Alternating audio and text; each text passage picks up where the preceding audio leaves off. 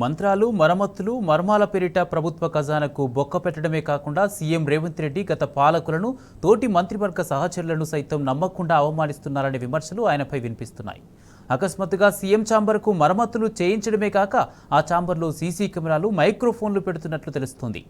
అనుమానంతో సీఎం తీసుకుంటున్న ప్రయోజనం లేని నిర్ణయాలపై తీవ్ర అసంతృప్తి వ్యక్తమవుతోంది.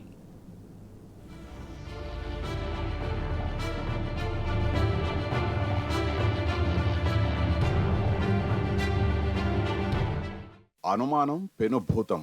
తన నీడను తానే నమ్మని నైజం ఇతరులపై అపనమ్మకాన్ని రాజేస్తుంది. చిత్ర విచిత్రమైన చర్యలకు ఉసిగొల్పుతుంది. మనిషిని మూఢనమ్మకంలోకి నెడుతుంది. ముఖ్యమంత్రి రేవంత్ రెడ్డి తత్వం కూడా ఇందుకు భిన్నమేమీ కాదు. ఎడమ చేతికి కూడా తెలియకుండా కుడి చేతితో పనులు చెక్కబెట్టే రకం. అంతవరకు పర్వాలేదు, ఎవరికీ అభ్యంతరం ఉండాల్సిన అవసరమూ లేదు. కానీ నిత్య అభద్రత, ఆందోళనలతో కూడిన స్వభావం అభివృద్ధి నిరోధకంగా మారి అనవసర విషయాలపై దృష్టి సారించేలా చేస్తుంది. సచివాలయంలో సీఎం తలపెట్టిన పనులు కూడా అలాంటివేనన్న విమర్శలు వస్తున్నాయి. మంత్రాలు, మరమ్మతులు, మర్మాల పేరిట ఆయన వృధా ఖర్చు, వ్యర్థ ప్రయాస చేస్తున్నారన్న ఆరోపణలు వినిపిస్తున్నాయి.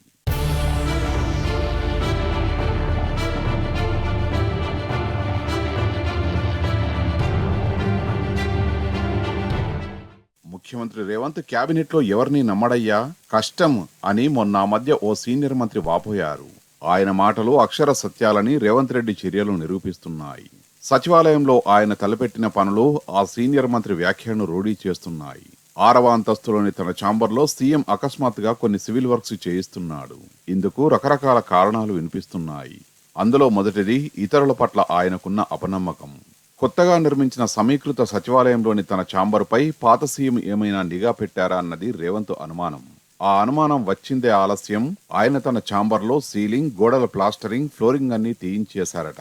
ఏమైనా స్పై కెమెరాలు, మైక్రోఫోన్ల లాంటి పరికరాలు అమర్చారా అని తనిఖీ చేయించారట.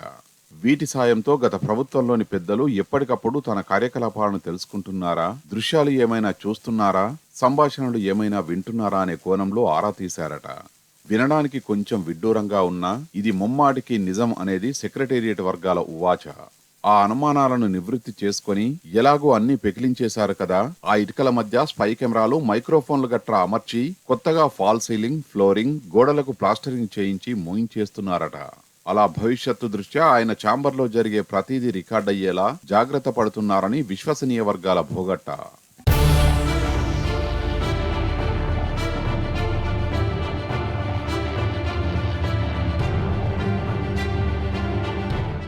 ఇక రెండో కారణం మూఢనమ్మకం. సీఎం రేవంత్ కు సెంటిమెంట్లు చాలా ఎక్కువ అని సన్నిహితులు చెబుతుంటారు. అమావాస్య రోజు ఆయన అధికారిక కార్యక్రమాల్లో పాల్గొనరు, ఏ పనిని మొదలు పెట్టరు, అసలు సచివాలయానికి కూడా రారట. మొన్న సాధారణ ఎన్నికల మోడల్ కోడ్ ముగిసిన తర్వాత కూడా అమావాస్య రోజు ఆయన సెక్రటేరియట్కు రాలేదు, ఏ కార్యక్రమంలో పాల్గొనలేదు.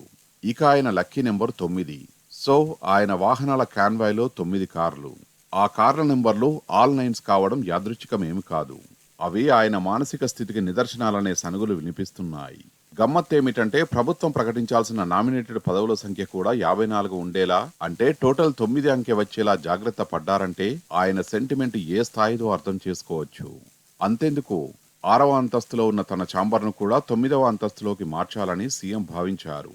కొన్ని సాంకేతిక కారణాల వల్ల ఆ తర్వాత విరమించుకున్నారు. అయితే 6వ అంతస్తులోని ఆయన ఛాంబర్ గోడల్లో, ఫ్లోరింగ్ కింద మాత్రం మంత్రించిన యంత్రాలను అమరుస్తున్నారని వినికిడి.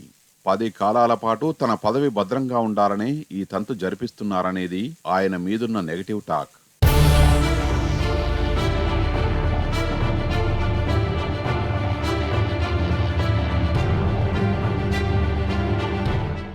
ఇదిలా ఉండగా ఈ మధ్య సీఎం రేవంత్ రెడ్డి తూర్పు వైపు ఉన్న మెయిన్ గేట్ నుంచి సచివాలయంలోకి ప్రవేశించడం లేదు.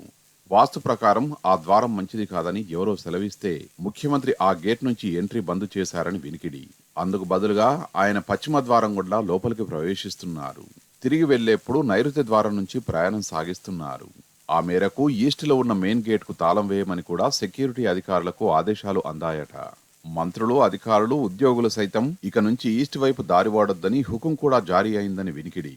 ముహూర్తాల లాంటి చిన్న చిన్న పట్టింపులనే గతంలో తీవ్ర స్థాయిలో విమర్శించిన రేవంత్ అధికారంలోకి వచ్చి తాను ముఖ్యమంత్రి అయ్యాక ఏకంగా మూఢనమ్మకాల బాట పట్టారనేది ఆయన మీద అభియోగం.